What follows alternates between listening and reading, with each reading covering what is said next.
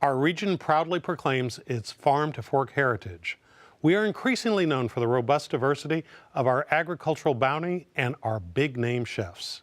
Sacramento's neighborhoods showcase our heritage with amazing food and singular experiences. Writer Cecily Hastings has cataloged many of these undiscovered treasures in her new book, Inside Sacramento. She joins us next on Studio Sacramento.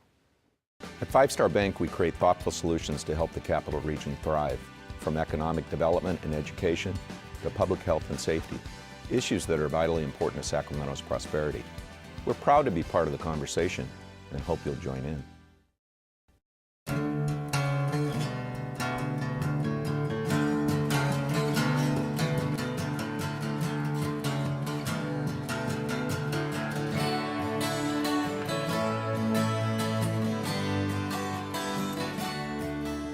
Cecily, who is this book for? Well, I grew tired of Sacramento being underrated as a destination, not only for people from considering either moving here or traveling and visiting here, but also for the people of our own city and our own region. You know, we are the urban core for this very large Sacramento region, and I just felt that it really wasn't being marketed and promoted and celebrating through the unique neighborhood experience.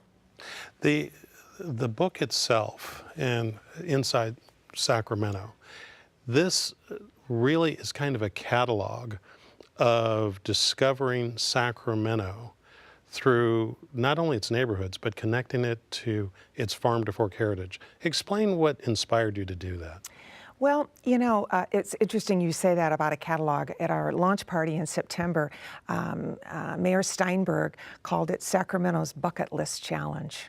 He suggested you buy the book and visit all these 101 places and check them off and then pass the book on to someone who's just moving here. So that wasn't originally sort of what we intended.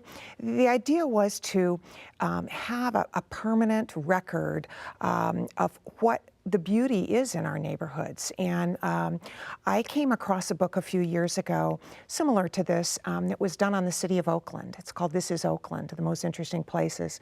And it was done in a photo format like this. And Oakland's another city with actually a much worse reputation than Sacramento. And I thought if these two young ladies in PR and photography could turn around the image of a city, and I used to live there 30 years ago in that area, and when I looked through the book, I thought, oh my goodness, this is not at all what I remember. This is really a hip, interesting place. I had no idea where these neighborhoods were and what was in them. And after taking the book and visiting the neighborhood, my eyes were wide open. And I said to my husband, why can't we do this for Sacramento? This is exactly what we're missing. Now, you're not originally from Sacramento. No, my husband and I moved here about a little less than 30 years ago. How do you think coming to Sacramento informs how you approach doing this book? Well, you know, I grew up in a neighborhood very similar to the McKinley Park neighborhood I live in now. So I really understood all the values of a neighborhood and to growing a family. And my husband and I are raising a family. We have raised a family there. And we fell in love with not only just the trees, but the parks, the small businesses, the interesting people and the interesting homes, and the proximity of our historic neighborhoods to our downtown urban core. And I just thought, you know, I just love to tell the stories, and I love to share it with other people. But I noticed when meeting people, the people that were from here didn't seem to have the enthusiasm and the excitement that I had. That's true. That's true. They kind of took things for granted. I mean, I lived in McKinley Park in East Sacramento for 3 years. And I was 2.5 miles from Cordy Brothers, and I never knew what it was, and it was there. I drove past it. At the time, it looked kind of like a 1950s grocery store, but just drove past it for years until someone kind of over the fence said, hey, have you been to Cordy Brothers? And I thought, no. And then I went in and I was amazed what was there. So that kind of experience of discovering things is always stayed with me all these years. And I still try to look at Sacramento with fresh eyes every time I write about it, or in putting this book together. It was taking a look that kind of organically grew out of the neighborhood. You know, a promotional piece like this is a real value to people like the Visitors Bureau in Sacramento and some of the business associations. But, you know, they're more or less government bureaucracies, especially the Visitors Bureau, and they have other things to do and manage, and they're not in the business of recruiting people to move here and helping people love their neighborhood even more than they do. They're not in that Well, business. that's exactly where I was going to go, because I wanted to know, who did you write the book for? Well, it's for anyone that loves our neighborhood, or maybe doesn't love our neighborhoods, or doesn't understand what's in the neighborhoods. You know, Sacramento grew over the last 30 or 40 years slowly, and started at the center and kind of worked out in several directions. We don't have the benefit of the sort of Main Street downtowns that a lot of other cities do. There isn't really a main street at all, any place in any of these neighborhoods. There might be a main avenue, but usually there's 2 or 3. So it isn't obvious, if you're just driving through some of Sacramento's established neighborhoods, it isn't really obvious where you would go to find resources and places to eat and shop and explore. They're kind of spread out all over. So this book was a way of identifying these 8 city neighborhoods and organizing places and experiences within those neighborhoods. Do neighborhoods have sort of food characteristics where there are neighborhoods there where there's a predominance of a particular style? Not really. What we found is that because we went out and really canvassed each of these neighborhoods looking for places. We started with a list of about 200 places, and we had to whittle it down. The book in Oakland had 90 places in it, and I remember even underestimating our community myself, thinking, oh, we'll be lucky if we can get 70 or 75. And then when we started looking and going out there, we realized, oh my goodness, we're going to have to figure out a way to get, you know, more than 100 in this book, because there are a lot of places. Some places didn't photograph really well enough to be in the book. They might have had great food, but sometimes a little more atmosphere than we could actually capture. And we only did locally owned businesses, so we really didn't do corporate chains. A lot of people might not even realize that the place that they're eating at is actually owned by a corporation or a hotel or something like that. So that helped us whittle it down. And just the job of, you know, contacting each one of these businesses, we had to have a release, and then we had to have an appointment to photograph and have a chef make food. And it was a lot of coordination and project management. You know, there's a lot easier ways to do books. Writing would be much easier. Okay. How did the farm to fork environment and the movement that Sacramento embodies, how do you think that informs these neighborhood restaurants and the discoveries that you made? Well, our city has done a great job in the last couple of years of celebrating that. But the farm to fork movement, actually, it wasn't a city idea. It actually came from an entrepreneur, Josh Nelson, who's the CEO of Selling a Restaurant Company, and who's got 5 places in this book. It was his idea, and he took it to the city, and it wasn't instantly embraced because it was really out of the mainstream. But he knew from the And we neighborhood— really didn't like the fact that we were associated with farming. Exactly, once the upon a cow time. town, exactly. So, he stuck at it, and he worked through his councilman and eventually got to the mayor's office. And it wasn't like there was a parade, everyone was running after it. It took a lot of convincing over about a year period of time for the city to finally adopt it as their slogan and their direction that they were going to do their marketing under. So it actually grew out of the neighborhood movement. It didn't start top down. It wasn't a focus group or anything like that. How did you come up with the criteria, or what criteria did you use in terms of the restaurants that were included and the ones that just didn't make the cut? Well, again, restaurant owners are busy, and they're not always in their restaurants. Sometimes they are, sometimes they're not. Every unique place, some restaurant are just the owners are working in there serving the food. Others might be far removed from the restaurant, but you still have to get to the owner to get a release signed. And sometimes we reached out to places and we never got through to the owners. I mean, as we realized we had more than we could possibly include in 101 choices, we had to let places go. I mean, some places I went to the mat to try to one place, Magpie Cafe, which I just love, the owner resisted my attempts to communicate and try to get involved. And so I had an event at my home for our Arts Commission party, and I hired her to cater it. And I started a conversation, and ultimately it led to, I said, look, please, you gotta be part of this. People say you are an integral part of our farm to fork culture. Please participate in it. And she finally said yes. They certainly are one of the restaurants that there's a lot of buzz about, a lot of conversation. The restaurants, though, are only part of the story. Occasionally within the book, you also include a couple of retailers here and there. What's their connection to these neighborhoods and what the book is trying to showcase? Well, the book is about, of the 101 places, about 70% are food related. The other 30% are places to either shop or explore. But you know, when you're out eating, I mean, you can have a day where you can get a coffee and you know, you can eat lunch and find something to do, and you can eat dinner. You can spend a day doing that, but what are you going to do between the meals? So there's unique places in each of these neighborhoods where you can spend time, be it a beautiful little boutique bookstore, a women's clothing store, a men's haberdasher. The Crocker Art Museum is one of our most interesting places, but also the shop within the art museum. In the last 10 years since the recession, our retail options in Sacramento have really been decimated.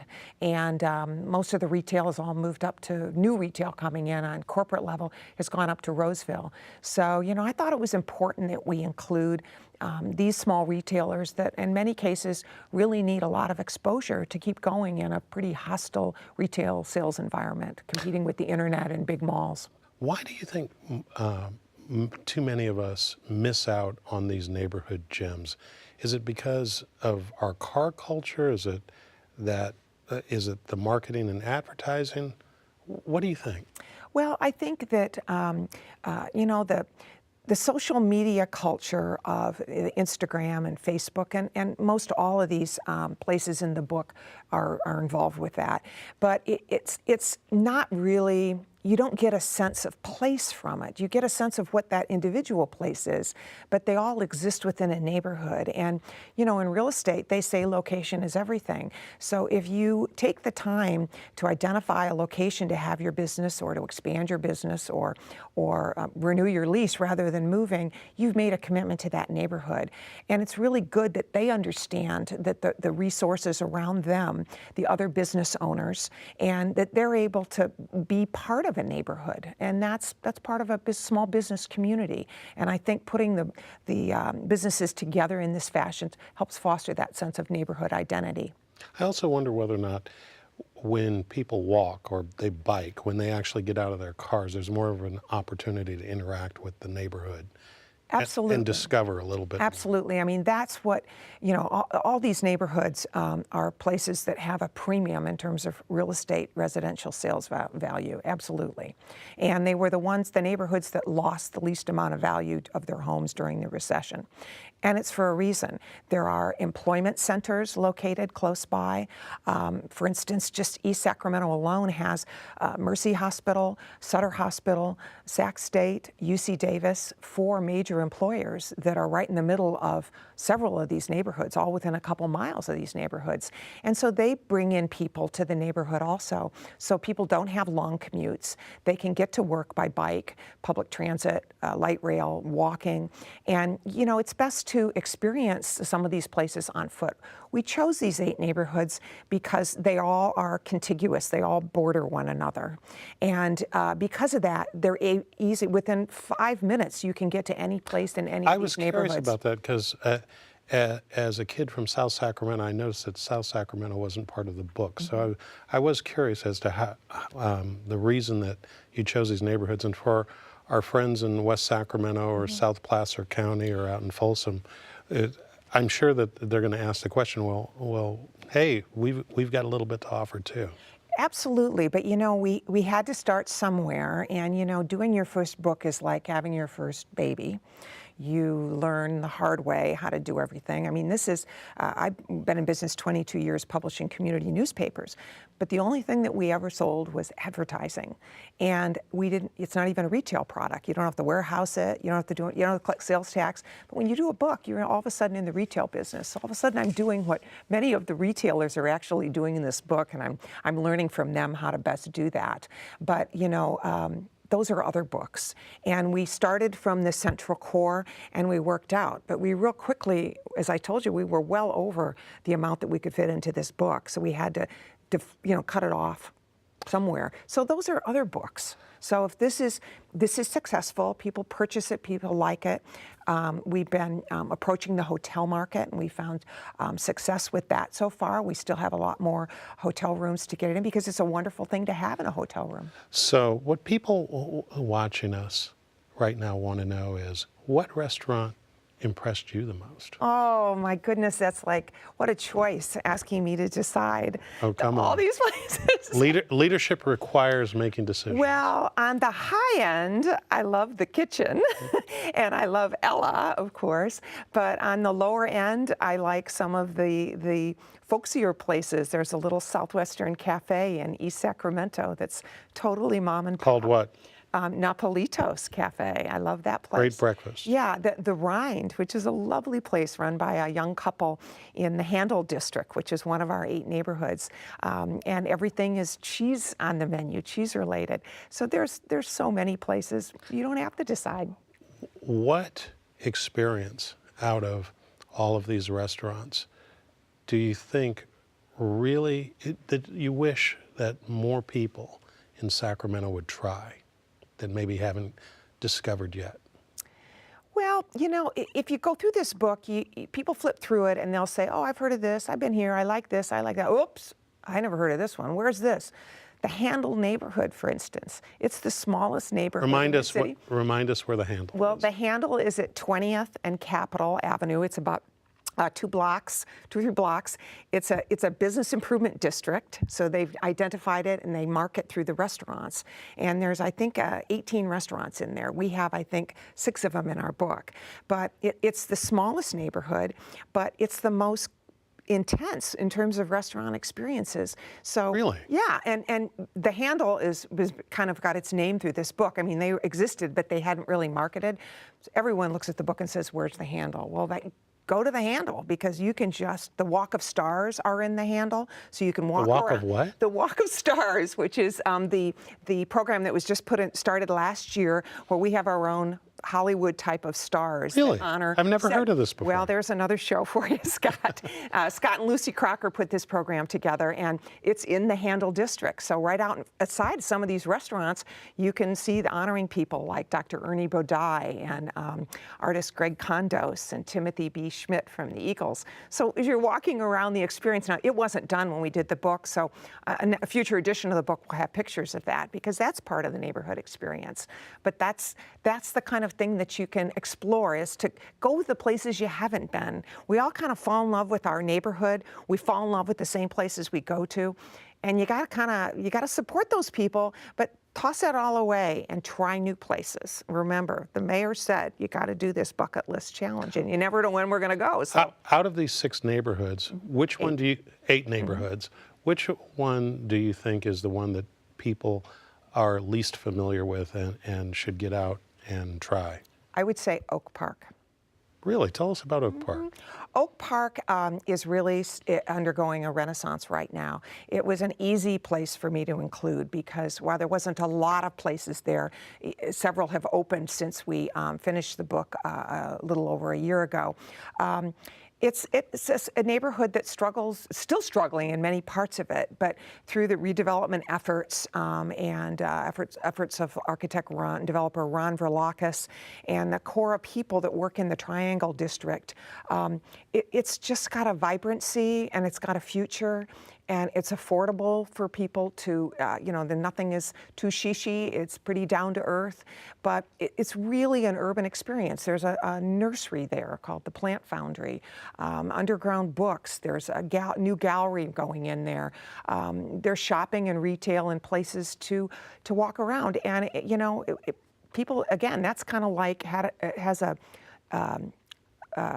reputation kind of like Oakland, and that's crazy. In fact, there's an interesting story. The book on Oakland I wrote about in our publications well over a year ago, and then I was going to start this journey to pull this book together. And the architect Ron Verlakis, who's been involved with development in Oak Park, he read that my model for this book was "This is Oakland." So he went and he bought the book, and he and his wife went down there and visited, and spent the weekend going to all these places. And he was recruiting businesses to come up to Oak Park. Well, one of the places in the Oakland book called Don Tomas, he recruited to come up, and it's La Venedita that opened just in April. I've heard of it turned out that the gentleman who had the restaurants in the Bay Area actually was from Sacramento, and it had businesses here before. So that one business was the last one we photographed, April 1st last year, in order to get in the book, because Ron said this is part of the story. They came because of this whole experience. This is the kind of entrepreneurs we want to bring into our neighborhoods. Now, you're a newspaper publisher. You publish inside.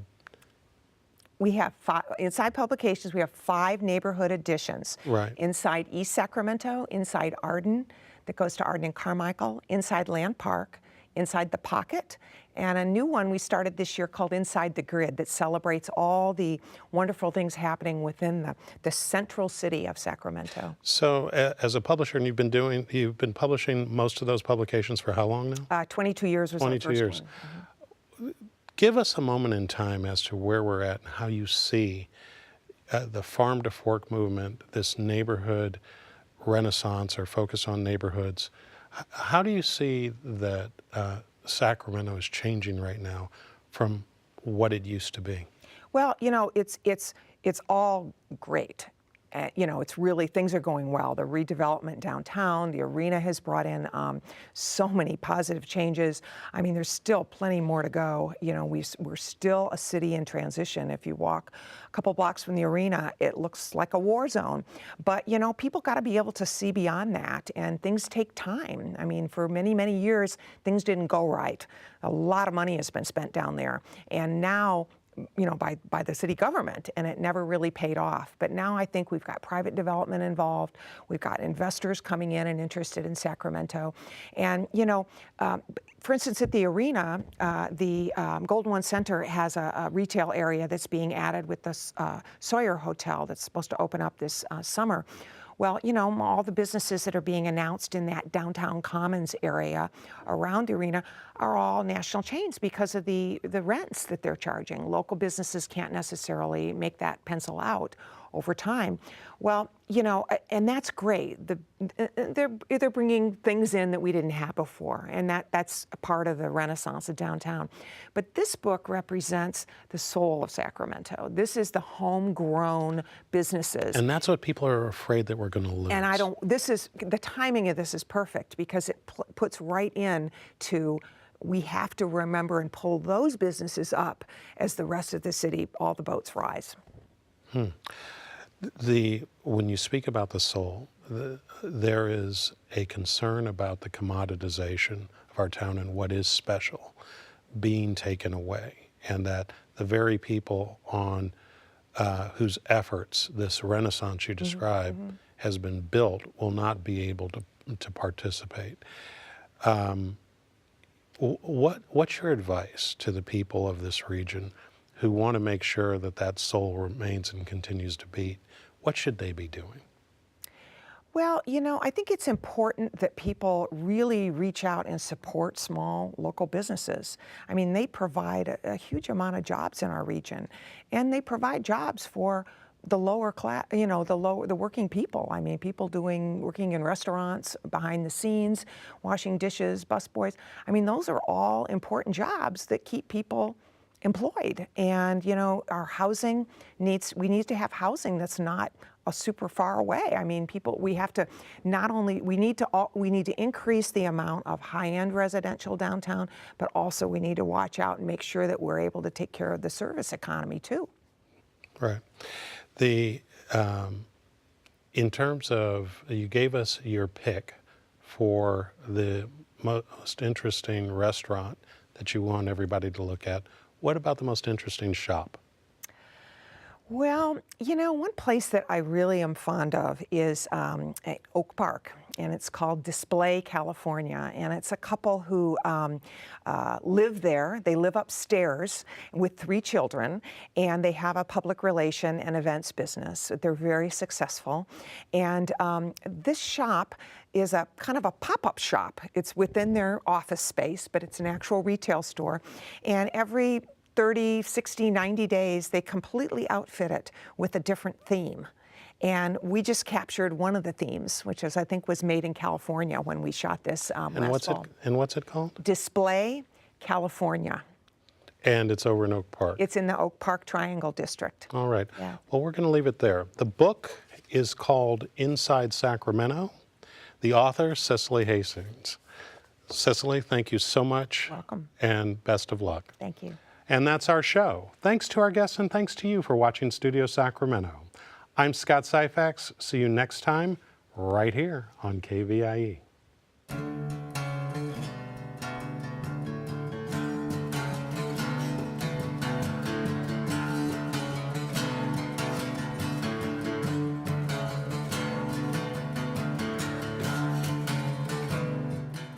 At Five Star Bank, we create thoughtful solutions to help the Capital Region thrive, from economic development and education to public health and safety, issues that are vitally important to Sacramento's prosperity.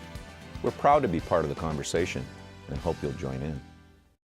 All episodes of Studio Sacramento, along with other KVIE programs, are available to watch online at kvie.org/video.